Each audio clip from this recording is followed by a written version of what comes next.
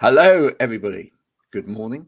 It's a nice early start this morning. Look at that. It's just gone 9:30 on a Thursday, just before Christmas. And I'm here with Harry Stafford, who will be talking to me about the new Inca Babies album in 2 seconds after this.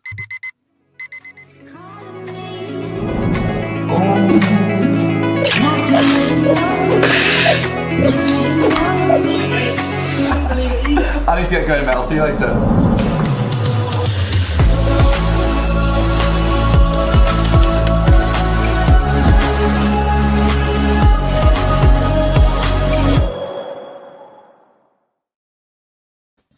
And apologies for anyone that was expecting this yesterday, by the way, but Harry and I got held hostage by the gremlins of technology.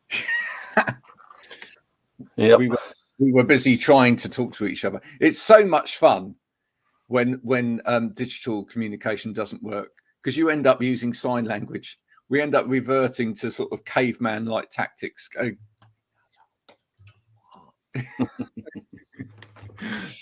All this technology we're surrounded by in the world, and then Yes, we made little progress though, but never mind. Yeah, no, absolutely. So how have you been, Harry? What have you been up to since I last spoke to you?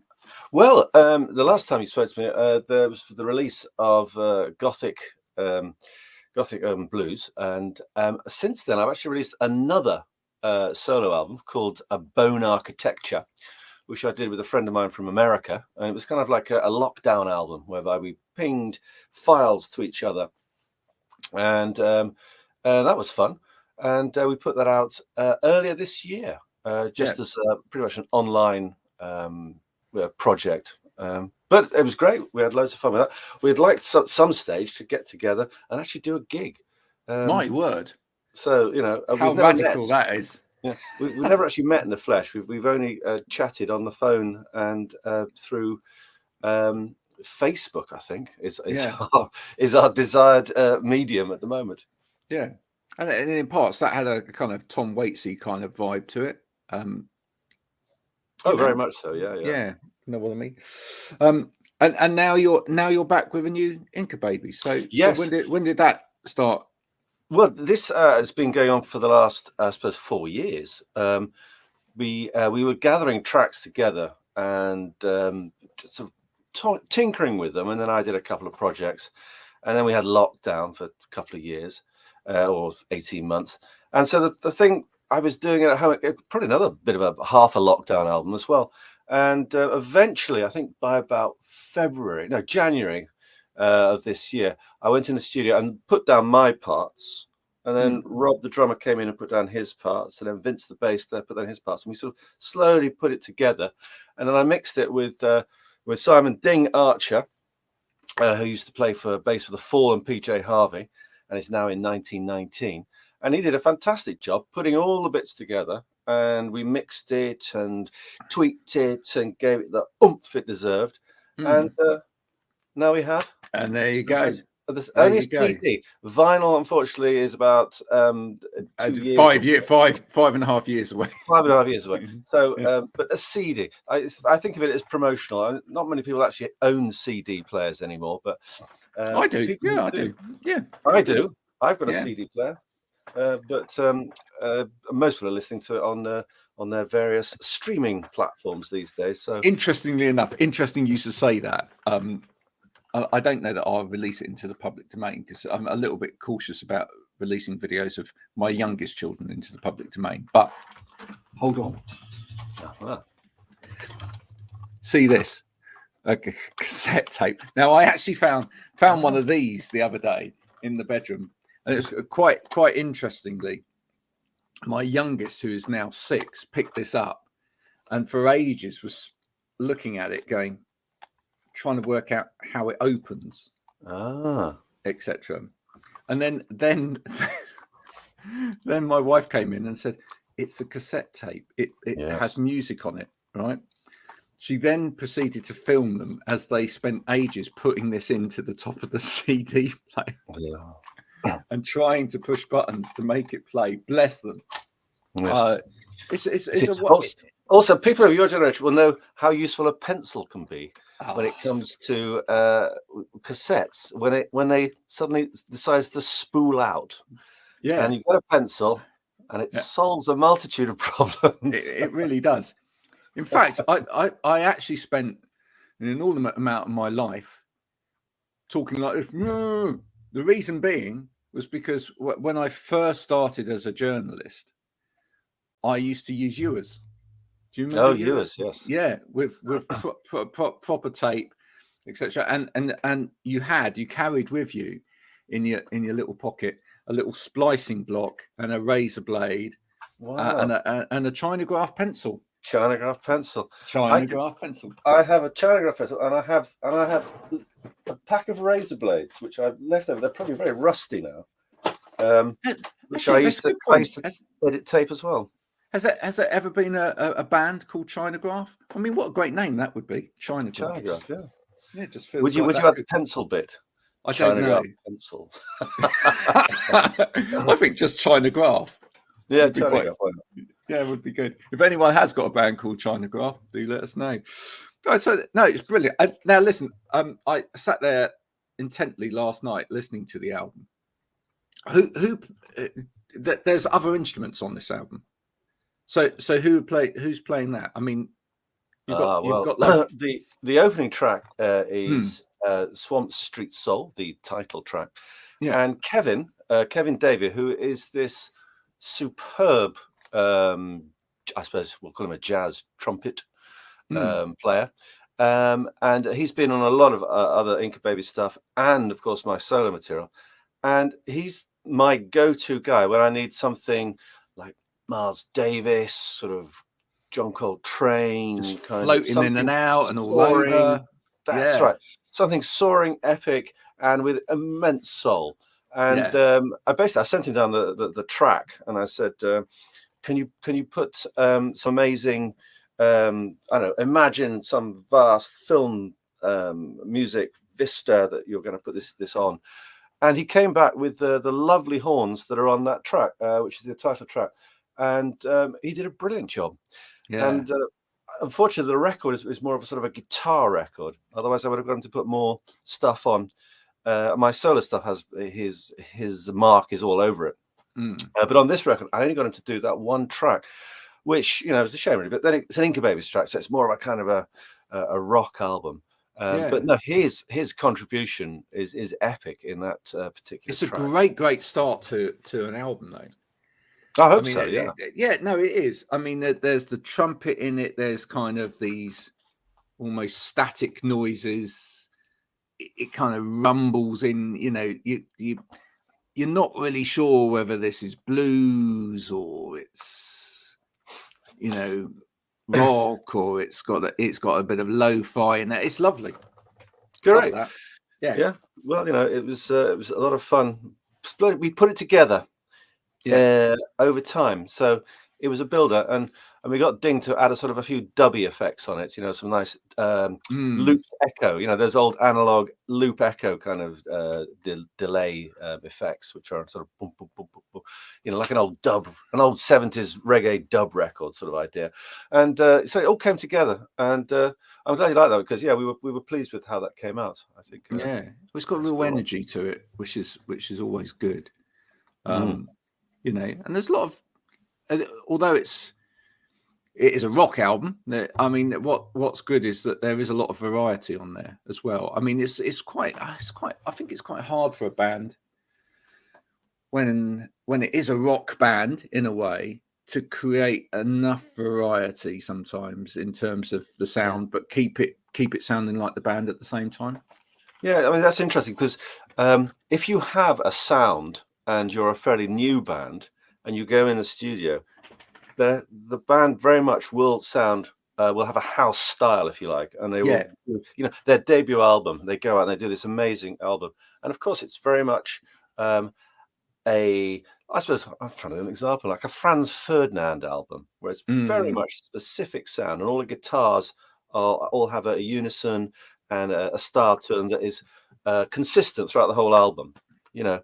Whereas I think when you've been going for a long time, it's you lose that consistency, as it were, because people are trying out things as you go along. And we very much found that we were experimenting with different sounds on the guitars, and we were telling Ding, who's produced it, to just tweak this a little bit, try this out. And Rob was wanted to throw a bit of percussion in, and so in that respect, yeah, it was never going to have a uniform house style. It was always going to be a lot of different meandering approaches and ideas. So yeah, I think our first album maybe had that that lovely debut approach, whereby things all have a similar feel to it. But you know, this is our 8th studio album, 37 years down the line. So we're going to struggle to keep that. Now, as you may know, I mean, I outside of doing this sort of thing and work, I do read books, and the only books that I do read are by musicians because you know, I just find it interesting.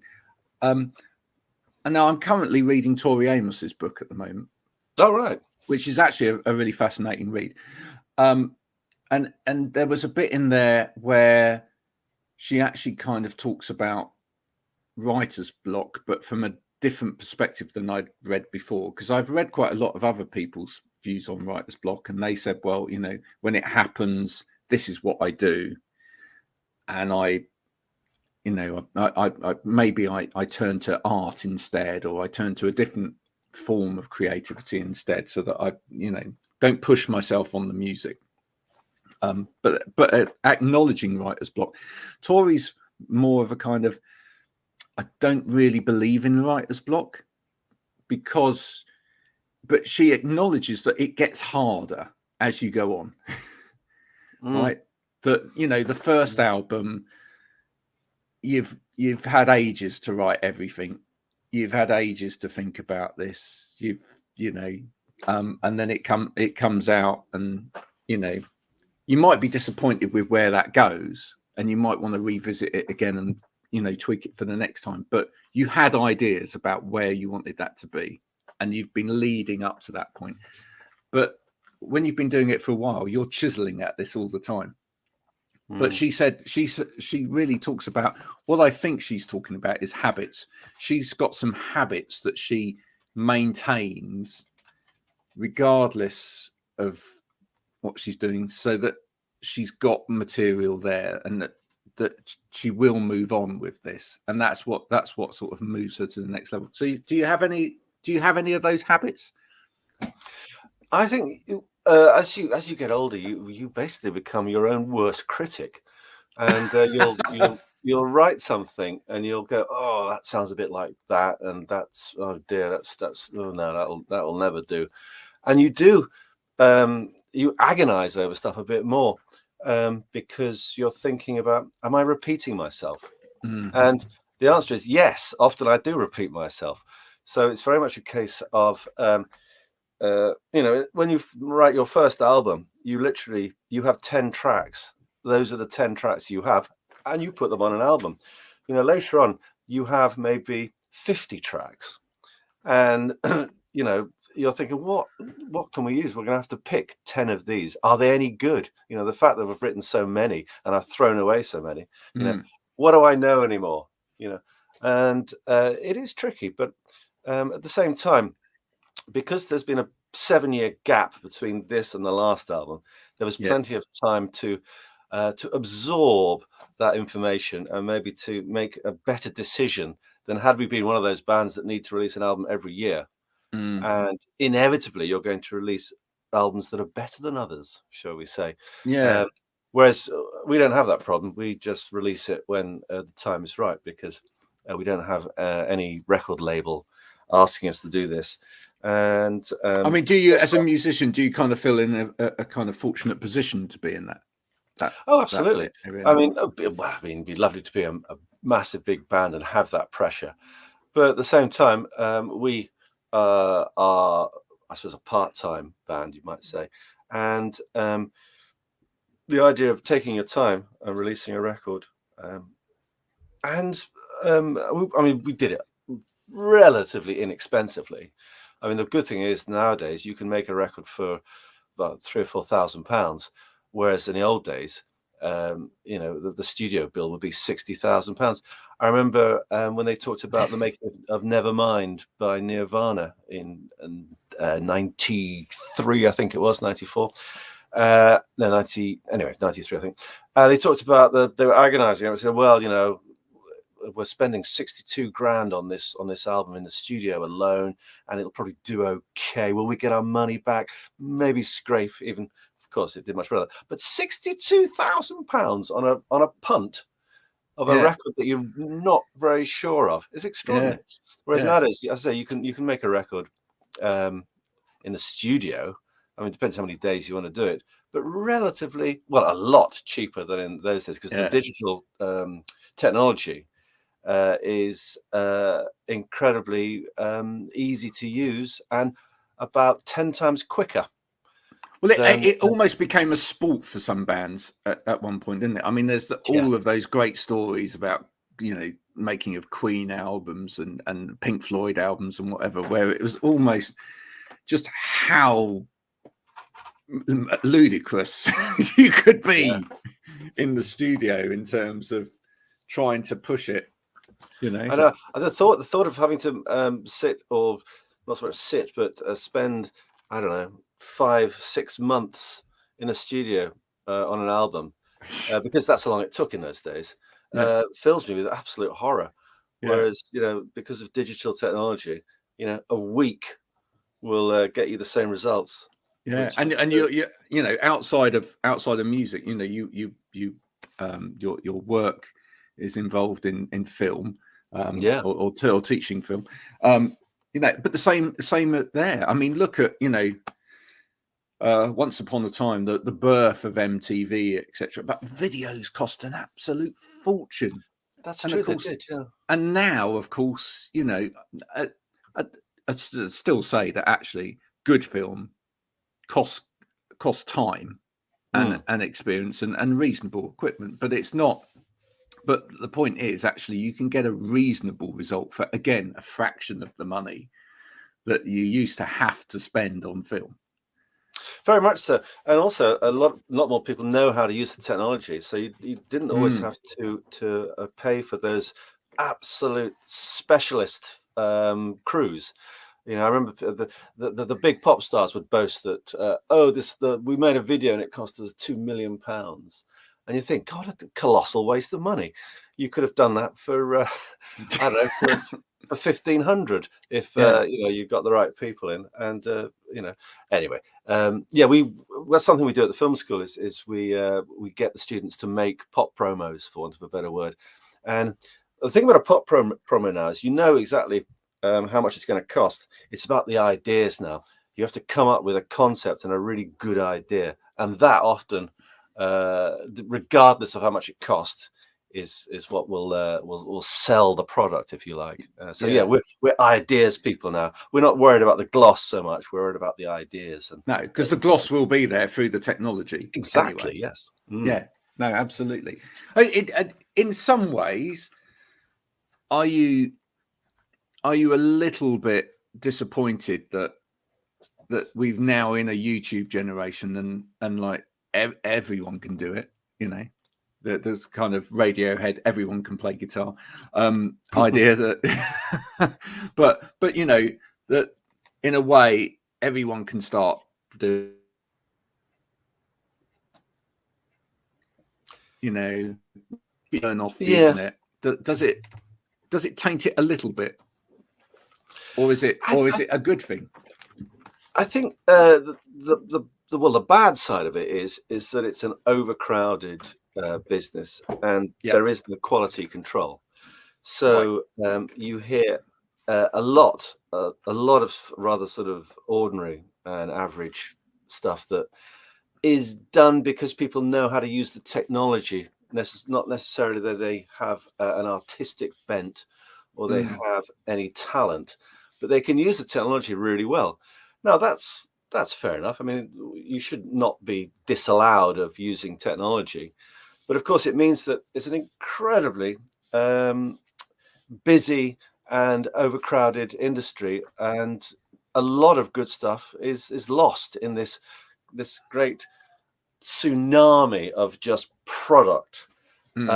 Unfortunately, an all product that is promoted by very able people, and so the dross often rises to the top, and all we hear is the same bit of music, the same style, because the algorithms have decided that's what people like. And so our variation of I remember, you're probably the same age as me, when you used to watch Top of the Pops in the 80s, the variation of the music on Top of the Pops was quite extraordinary. It was amazing. You'd have a punk track, you'd have a disco track, you'd have a new romantic, all those styles, a ska track, because there was lots of things going on, and there were lots of tribes and people interested. Now, if there was Top of the Pops nowadays, I think pretty much the program would be soul, hip hop, or grime, which is a much smaller pool of music that that has reached top. You could probably actually mix the whole episode together. Well, that's it. I mean, do people like that, or is that all there is that they've been given because the promotion people want to promote that?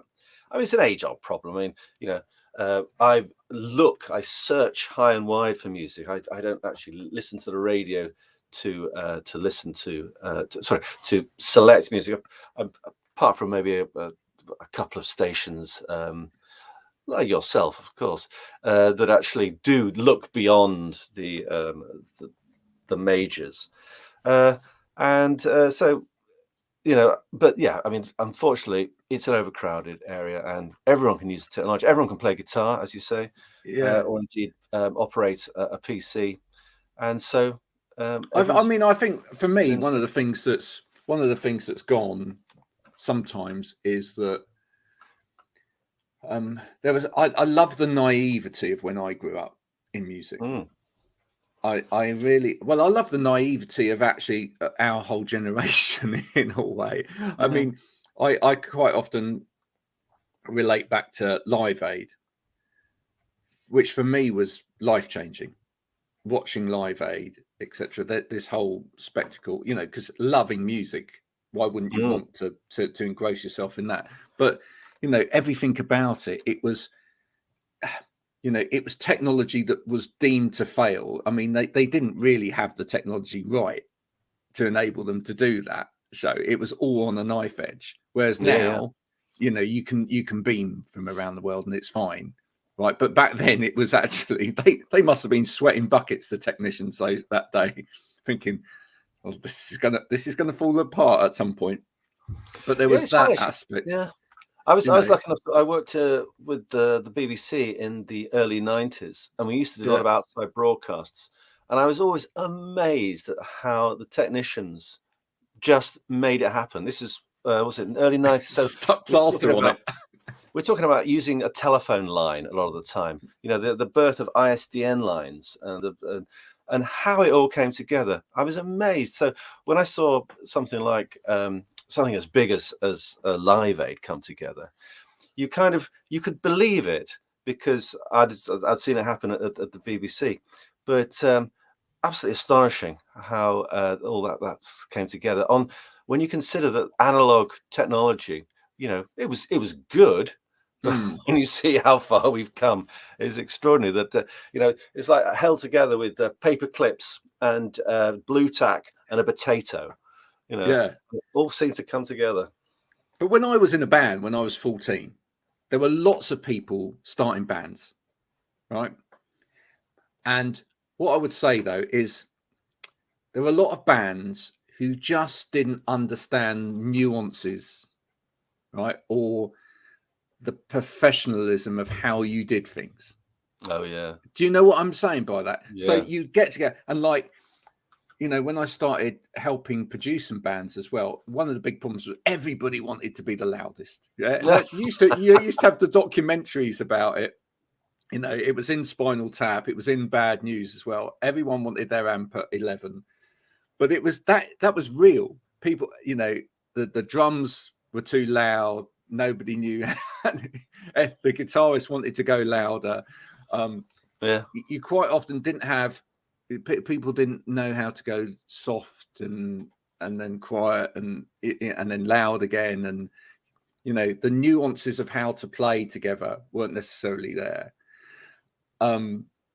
But what you did have sometimes was you just had a real focus on songs, and you did have a real focus on the belief of what this band was about as well. There's still that kind of real punk attitude, energy sort of thing, which was great.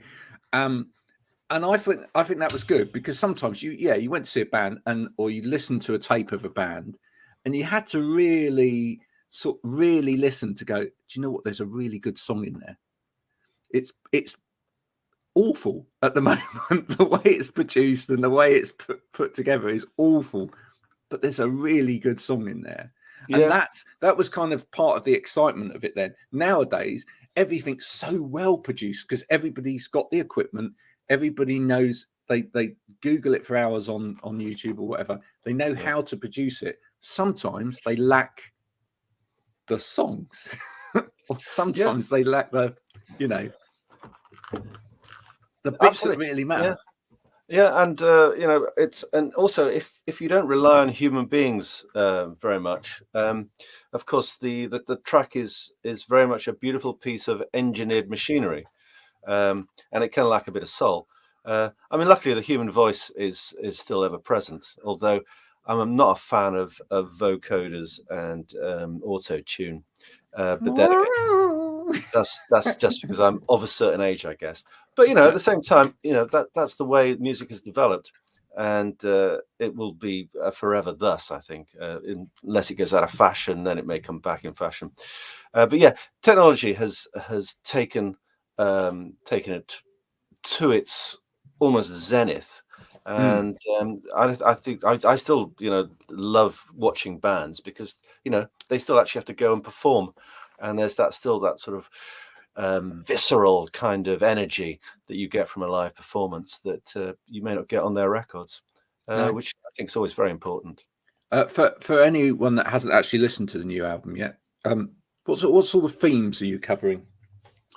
Oh gosh, well, as I say, we wanted to make it very much a guitar album, so the themes we're looking at are sort of Inca Babies themes of big characters, and I don't know. I suppose we always like the idea of involving quite a lot of cars and transports and deserts and wastelands in our music. Whether that's very useful in this day and age, I don't know, but it seemed to be a good place to start from. Crawling Garage Gasoline is an old song from the 1980s, and that's very much about that's a dystopian world that could be from any number of zombie movies to end of the world ballads, but it's a big grinding sort of punk thrash. And then we've got various other songs. I think Dear English Journalists, which was based on a story I read about a bit of graffiti. A graffito that said, "Dear English journalists, my name is Flame. I have 4 young kids who I'm training to be killers. Wait till they grow up." Yeah. And I thought, wow, there's a song there. Whether this was a real bit of graffiti, I don't know. But it was an extraordinary... Kind of that kind of Paris, Texas type vibe. Yes. Yeah, that was very much with Swamp Street Soul, the title track. We wanted that feel of that vastness, that vista, that space. Which we were very pleased with. No, I think you've achieved that very well. So what does 2022 hold for you then? Well, we've got some gigs coming up, so we're going to do that. But hopefully, we had a few cancelled end of this year. Whereabouts are you going? Well, we'll go to Leicester. We'll be playing in Manchester. Hopefully, we'll be going up to Scotland, and maybe a trip down to London. The trips to London is very problematic these days, because it's such a palaver to get down there. There's nowhere to park. It's very difficult to get in and out. But hopefully we'll be going down there as well. So there will be a few shows in 2022. Good. Of course, nobody ever comes down to the southwest, do they? Well, that's exactly. We'd love to come to the southwest. Yeah. You're Somerset bound or that sort of neck of the woods, aren't you? I'm Somerset bound, yeah. So Bristol or Exeter are my main two gig haunts.